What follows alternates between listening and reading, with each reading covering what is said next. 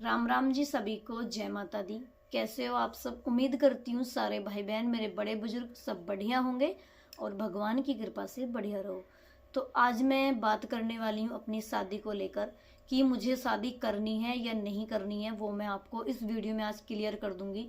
रोज रोज बताकर मैं भी बहुत ज़्यादा परेशान हो गई हूँ। तो सभी से हाथ जोड़ के रिक्वेस्ट करती हूँ कि आप इस वीडियो को लास्ट तक देखें और अपनी राय कमेंट के द्वारा मुझे ज़रूर बताएं। मुझे सोशल मीडिया पर आए हुए 3 साल हो चुके हैं, चौथा साल चल रहा है। तब से लेकर कम से कम 100 कमेंट इस तरीके के आते हैं कि आप शादी कर लो, आपकी ज़िंदगी ख़राब हो रही है और पूरी जवानी इस तरीके से निकली है। मतलब बहुत ही अच्छे कमेंट भी आते हैं और गंदे भी आते हैं। तो मैं बहुत सारे भाई बहनें बोलते हैं कि आप कमेंट के बारे में वीडियो मत बनाया करो, लेकिन आप लोग बताइए, जब हमें कोई कमेंट कर रहा है तो हमें ये तो पता है कि सामने वाला हमारी वीडियो देखता है, तो उसको जवाब देना भी भाई बहनों ज़रूरी है। जो भाई बहन सही कमेंट करते हैं तो उनको जवाब देने की ज़रूरत नहीं होती, क्योंकि उनकी सोच ही इतनी सही होती है। तो ऐसा नहीं है कि मैं गलत कमेंटों को ही पढ़ती हूँ, कमेंट मैं सबके पढ़ती हूँ। आज तक कोई कमेंट ऐसा नहीं है जो मैंने नहीं पढ़ा, चाहे यूट्यूब हो, फेसबुक हो या इंस्टाग्राम हो। मैं कमेंट के लिए टाइम जरूर निकालती हूँ, चाहे मुझे विवेक जी को डाइट देते देते कमेंट पढ़ना पड़े, लेकिन कमेंट सबके पढ़ती हूँ, क्योंकि मुझे आप लोगों का प्यार सपोर्ट मिल रहा है। तो मैं कमेंट पढ़ना मेरा हक बनता है, क्योंकि मुझे उससे पता लगता है कि आप लोग मुझे क्या बोलना चाह रहे हो। बहुत सारी ऐसी चीज़ें हैं जिसे मुझे नहीं पता था, लेकिन मुझे कमेंटों के द्वारा पता चला है। भाई बहन बता देते हैं कि इस चीज़ को ऐसे नहीं ऐसे करो, तो मैं उस चीज़ को खुद सुधार लेती हूँ कमेंट पढ़ के। तो आज की वीडियो ज़रूर देखें। एक भाई ने मुझे कमेंट किया है, पहले आप ये कमेंट पढ़ो, फिर उसके बाद मैं आप लोगों को बताऊंगी इसके बारे में। ये धीरज शर्मा है, इनका कमेंट आप पढ़िए कि इन्होंने क्या लिखा है। कमेंट आप सबने पढ़ लिया होगा। इनका नाम है धीरज शर्मा, यानी कि ये पंडित हैं। तो इन्होंने लिखा है कि दूसरी शादी कर लो, जीवन एक बार ही मिलता है, अपना नंबर दो, मैं आपको लड़का बता दूंगा। तो जो इन्होंने लिखा है मैं उसका जवाब देना चाहती हूँ, और आप भी अपनी राय, अपना जवाब जरूर देना कमेंट में। मैं इनसे बोलना चाहती हूँ कि ये मुझे भी पता है कि जीवन एक बार मिलता है, ठीक है। ये सभी को पता है कि जीवन एक बार मिलता है। कहा है कि मैं नंबर दे दो, मैं लड़का बता दूंगा।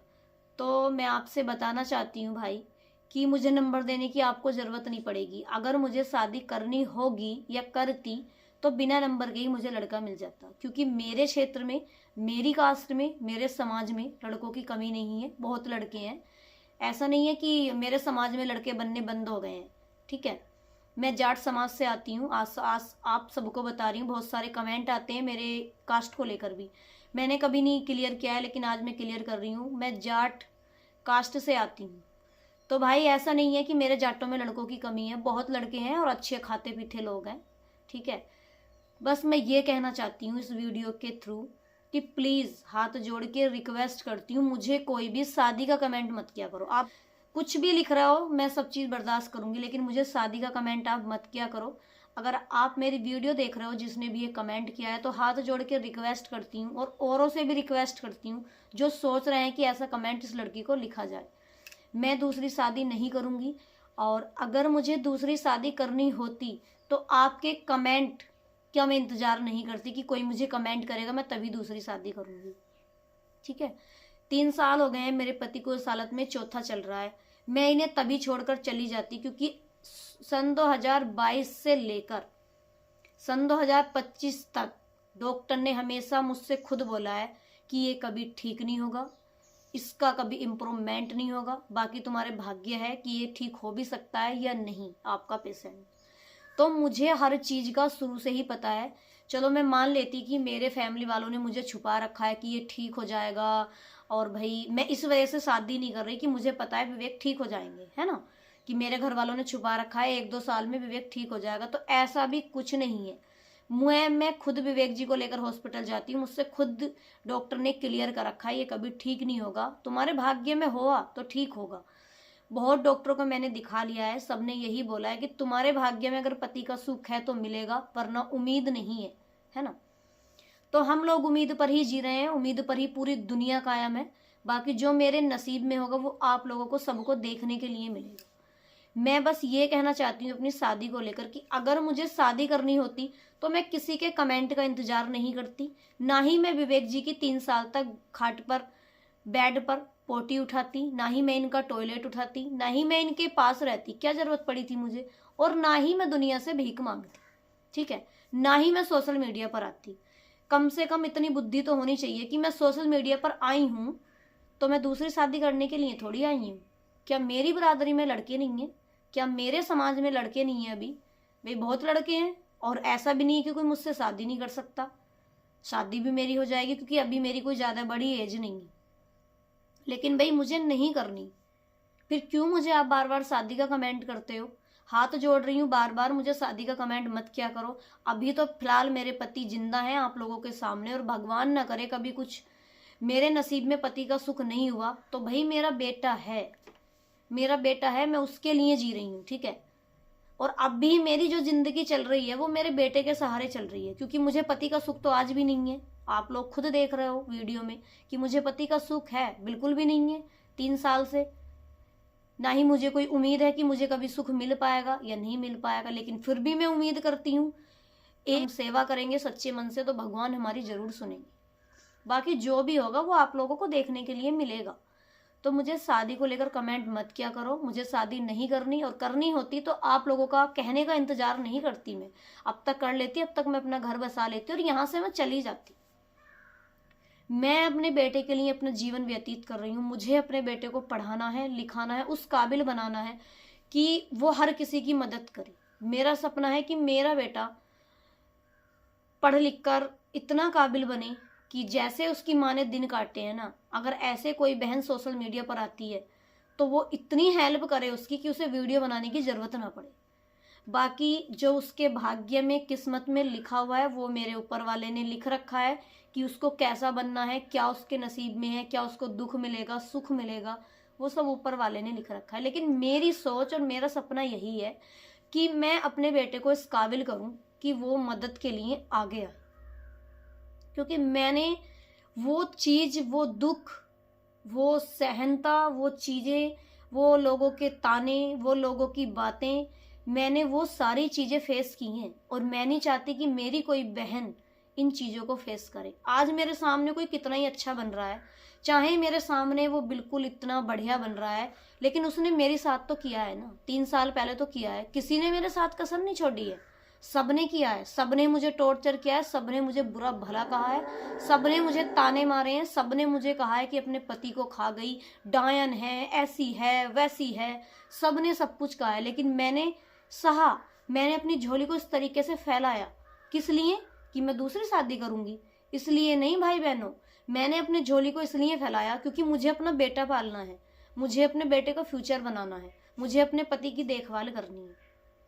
आज वही लोग हैं कि मैं बहुत अच्छी हूँ, मैं बहुत समझदार हो गई अब उनकी नज़रों में, कि जब एक औरत के पति का साया नहीं होता ना सिर पे, तो उस औरत से पूछो कि वो अपनी ज़िंदगी कैसे व्यतीत करती है, कैसे वो उन दिनों को काटती है। मैं जानती हूँ, मेरा तो अभी मेरे सामने है, लेकिन मैंने फिर भी वो दिन काटे हैं जो मेरी बहनें बिना पति के अपनी ज़िंदगी काटती हैं। तो मैं सबका दुख समझती हूँ कि एक औरत के लिए पति का होना कितना ज़रूरी है।